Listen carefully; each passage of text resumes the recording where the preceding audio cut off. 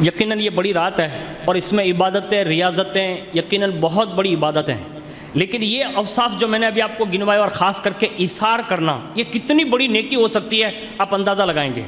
حضرت عبداللہ ابن مبارک رضی اللہ تعالیٰ عنہ فرماتے ہیں کہ میں حج و عمرہ کی نیت سے مکہ شریف اور مدینہ شریف کی حاضری سے شرف یاب ہوا، اور جیسے ہی میں نے مدینہ شریف کی حاضری کے لیے مکمل کی تو اس حاضری کے مکمل ہوتے ہی وہ فرماتے ہیں کہ چند روز میں وہاں رکا ہوا تھا، مجھے مسلسل 3 مرتبہ رسول اللہ نے خواب میں آ کر ارشاد فرمایا، کہا عبداللہ بغداد شریف جاؤ اور بہرام سے میرا سلام کہنا اور اس سے بشارت دینا کہ اللہ تجھ سے راضی ہو گیا ہے۔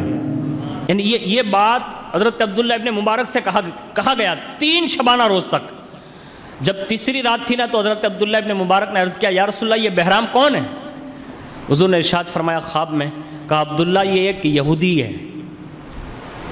بس حضرت عبداللہ ابن مبارک فرماتے کہ میری آنکھ کھل گئی اور میں اس سوچ اور فکر میں تھا کہ کیا یہودی سے بھی اللہ راضی ہوتا ہے، اور حضور نے اسے سلام کہلا بھیجا۔ بس اسی فکر میں آپ تھے۔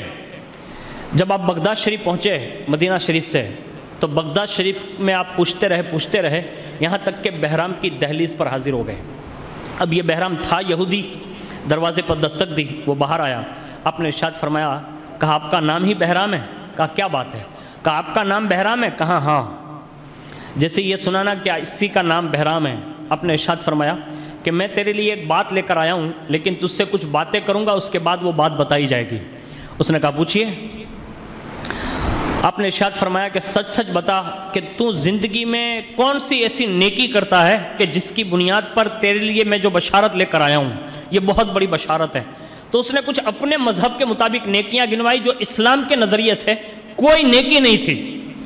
جب اس نے 3 نیکیاں گنوائی نا تو حضرت عبداللہ ابن مبارک نے فرمایا، کہا یہ کوئی میرے مذہب میں نیکی نہیں ہے، اگرچہ تیرے مذہب میں یہ حلال ہوگی لیکن میرے یہاں تو یہ حرام کے درجے میں جو تو نیکی شمار کروا رہا ہے۔ اب جب اس نے یہ ساری باتیں کہہ ڈالی نا تو حضرت عبداللہ ابن مبارک نے ارشاد فرمایا، اب کوئی نیکی تجھے یاد ہے؟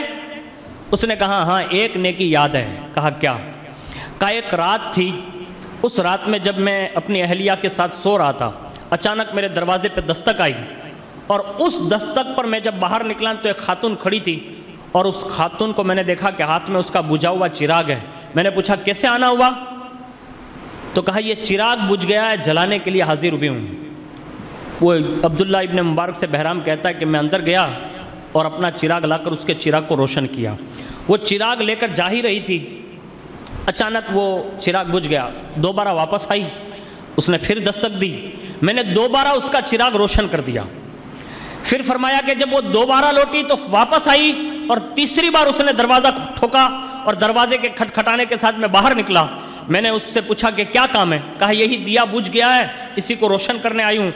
اب وہ کہتا ہے بہرام عبداللہ ابن مبارک سے کہ مجھے تجسس ہوا کہ یہ کوئی جاسوس عورت تو نہیں ہے، تو میں اس کے پیچھے پیچھے ہو لیا کہ یہ خود بجھا دیتی ہے یا ہوا سے چراغ بجھ جاتا ہے۔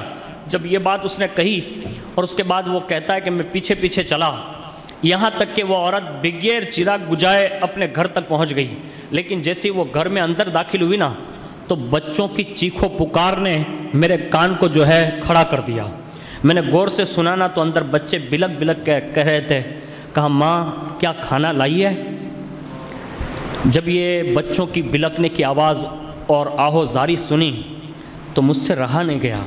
میں نے کہا اگرچہ یہ کسی بھی مذہب سے تعلق رکھتی ہیں لیکن میرے گھر تو کھانے کے انبار پڑے ہوئے ہیں، میرے یہاں تو اناج بہت بھرپور ہیں، میں تو بڑا امیر ہوں۔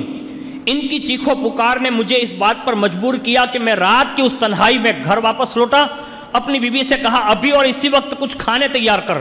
اس نے بہترین قسم کے کھانے تیار کیے اور اس کو تھال میں سجائے، اور اسی کے سائیڈ میں ہم نے کچھ پیسے یعنی رقم بھی رکھی، اور رکھنے کے ساتھ میں خود چل کر اس عورت کے دروازے پر گیا اور دستک دی، اور اس نے جب دروازہ کھولا اس نے پوچھا کون؟ کہا میں بہرام ہوں، میں نے تمہاری بچوں کی سسکیاں سن لی ہے، تمہارے بچوں نے یہی تو کہا تھا نا کہ کیا ماں کھانا لائی ہے، اور تم نے یہی تو کہا نا کہ اس کے دروازے پر گئی تھی جو ہمارے مذہب کا نہیں، اس لیے غیرت نے اجازت نہ دی، اس لیے میں نے اس سے سوال نہ کیا۔ سنو اب تمہارا یہ سوال نہیں ہے، میں خود چل کر آیا ہوں، اب یہ چیزیں آپ قبول فرما لیں۔ اس نے جیسے ہی تھال کھولا، بچوں کو اٹھایا، قریب کیا اور اس کو بہترین قسم کا کھانا کھلایا، اور بچوں کے ساتھ بہرام کہتا ہے میں اتنی دیر تک رکا رہا یہاں تک کہ وہ ہنسنے لگے اور اس کے چہروں پر رونقیں آ گئی. جب وہ مسکرانے لگے تو میں نے اپنے کندھوں پر بٹھا کر ایک سواری کی مانند میں نے ان کو رات کی تنہائیوں میں کھلایا اور اس کے ساتھ اس انداز سے رہا جیسے کہ کوئی یتیموں کے ساتھ پیش آتا ہے. بس یہ میں نے ایک نیکی کی تھی جو مجھے یاد پڑتی ہے. اللہ اکبر. عبداللہ ابن مبارک اس وقت فرماتے ہیں بہرام تجھے مبارک ہو، بہرام تجھے مبارک ہو، بہرام تجھے مبارک ہو. کہا کس بات کی؟ کہا جس گھر میں جا کر غریب اس عورت کی تو نے مدد کی ہے نا. کہا ہاں.